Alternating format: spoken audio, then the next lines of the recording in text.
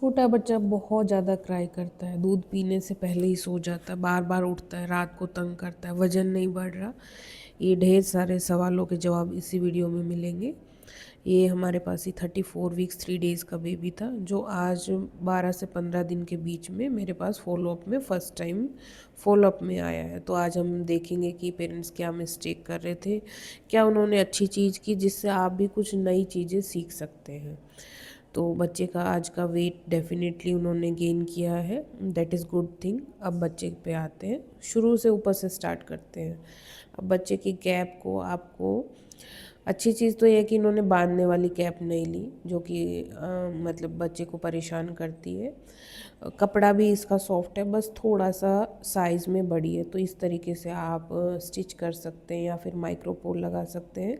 Specially जो premature babies हैं, winters में थोड़ी भी हवा जाती है, तो इनिशियल 1 मंथ में सबसे ज़्यादा जो बच्चे का वेट लॉस होता है वो होता है सर से, पैरों से और हाथों से। तो आपका सर का स्पेशल ध्यान रखना। अब मैं पेरेंट्स को समझा रही हूँ, उन्होंने काफ़ी ज़्यादा सर पे ऑयलिंग कर रखी थी, आपको बस हल्के हाथ से ही ऑयलिंग करनी है। अब छठी की रात थी तो इन्होंने काजल भी लगाई, टीका भी लगाया, वो सब नहीं करना। बच्चों को काफ़ी ज़्यादा इससे इन्फेक्शन होने के चांस रहते हैं। अब पेरेंट्स का मानना था कि उन्होंने अच्छा मोटा ये जैकेट पहनाया है, इसलिए उन्होंने बच्चे को कपड़े कम पहनाए और भारी ब्लैंकेट से उन्होंने कवर कर दिया। ये गलती नहीं करनी। बच्चे को डेली स्पंज करना ज़रूरी है। स्पंज करने के बाद आप बच्चे को अच्छे से नारियल के तेल, गुनगुने तेल से मालिश करके अच्छे कॉटन की लेयरिंग पहनाएं। बजाय कि भारी ब्लैंकेट ओढ़ाने की जगह या भारी जैकेट पहनाने की जगह आप कॉटन की लेयरिंग ज़्यादा से ज़्यादा करिए। शरीर से जितना ज़्यादा कपड़े चिपके रहेंगे उतना ही हीट लॉस कम होगी, वेट बढ़ेगा, बच्चा कंफर्टेबल एंड कोजी फील करेगा। अगर कपड़े साइज़ के नहीं मिल रहे तो आप इस तरीके से स्टिच कर सकते हैं खुद से ही, या फिर आप माइक्रोपोर या पेपर टेप से बच्चे के कपड़े शरीर से चिपकाते हुए आप टेप लगा सकते हैं। जितना शरीर से बच्चे का कपड़ा चिपका रहेगा उतना बच्चा कंफर्टेबल फील करेगा। अब बच्चों के लेग्स पे आते हैं। छोटे बच्चे बार बार दूध पीते ही काफ़ी बार पोटी चले जाते हैं, 10 बार तक जाना पोटी करना नॉर्मल है। ऐसी कंडीशन में आप बच्चे को बार बार पजामी या पैंट्स नहीं पहना सकते, और कोशिश करिए कि आप विंटर में बच्चे को डायपर ही पहनाएं बजाय कि लंगोट पहनाएं।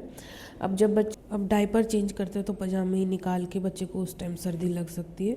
तो ऐसी कंडीशन में आपको क्या करना है कि जो भी बड़ा बच्चा घर में या बड़े साइज़ की आप सॉक्स ले लीजिए, जो कि बच्चे की थाइज़ तक कवर करके, इससे बच्चे को पैरों में ठंड नहीं लगेगी। अभी बच्चे के सॉक्स देख रहे हैं, ये भी बिल्कुल चिपकी हुई नहीं है, तो आप अंदर कॉटन की चिपकी हुई सॉक्स पहनाएं और उसके ऊपर आप गर्म सॉक्स पहना सकते हैं, क्योंकि बच्चों को पैरों से बहुत ज़्यादा ठंड लगती है, निमोनिया बन जाता है। अब बच्चे के पेट पे आते हैं।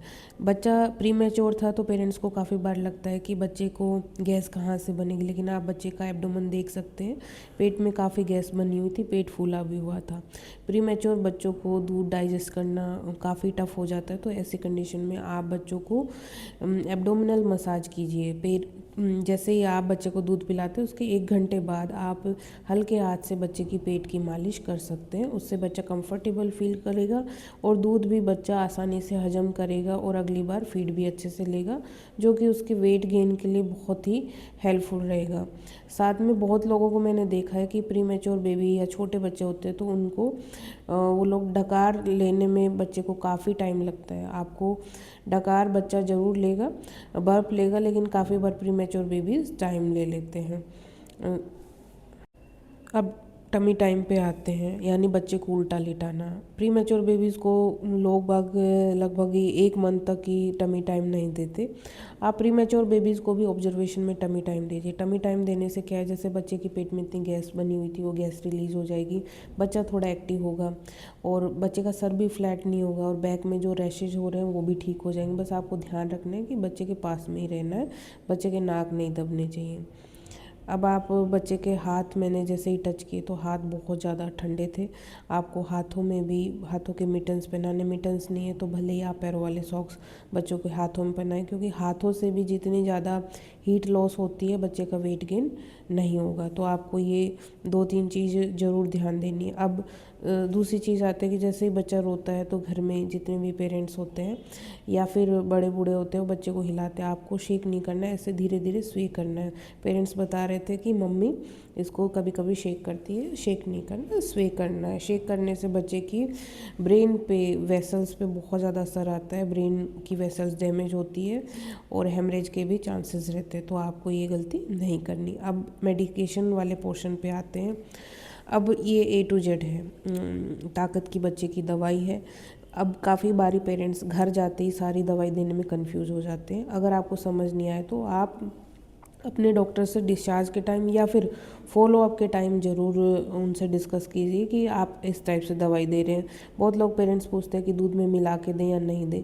प्री मैच्योर बेबीज़ को दूध में मिला के ही देनी है। ये कैल्शियम की दवाई का डोज थोड़ा सा ज़्यादा होता है, तो एक साथ थोड़े दूध में नहीं मिलाएं, उससे बच्चा कई बार वॉमिटिंग कर देता है। विटामिन D3 सबसे ज़्यादा ज़रूरी है, ये आपको 18 मंथ्स तक देनी है। अब बच्चे की गैस की दवाई पे आते हैं।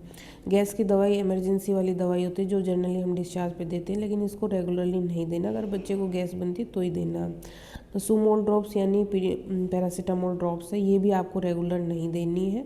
नेज़ो क्लियर ड्रॉप्स आपको इमरजेंसी के लिए घर पे हमेशा रखनी है। जैसे बच्चे का नाक बंद हो, बच्चा अनकम्फर्टेबल फील करे, तो आप दूध पिलाने से पहले हर 2 घंटे से सेफली बच्चे को डाल सकते हैं। और ये इमरजेंसी की दवाई आपके पास ही घर पे होनी चाहिए, पैरासीटामोल और नेज़ो क्लियर, ये 2 ऐसी दवाइयाँ जो होनी चाहिए। अब आते हैं HMF पाउच पे, जिस पे बहुत सारे सवाल आते हैं। ये पाउच है जो कि आपको 25 ml माँ के दूध में ही देने, डब्बे का दूध में नहीं देने हैं।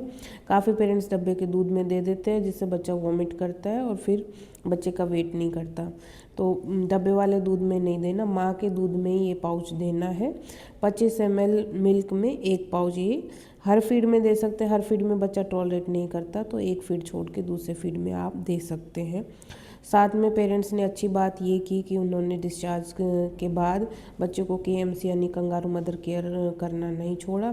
कंगारू मदर केयर से क्या होता है, आपके बच्चे का वेट बढ़ेगा, आई विजन अच्छा रहेगा, बच्चे का दूध हजम करने में भी हेल्प मिलेगी। So parents stay connected.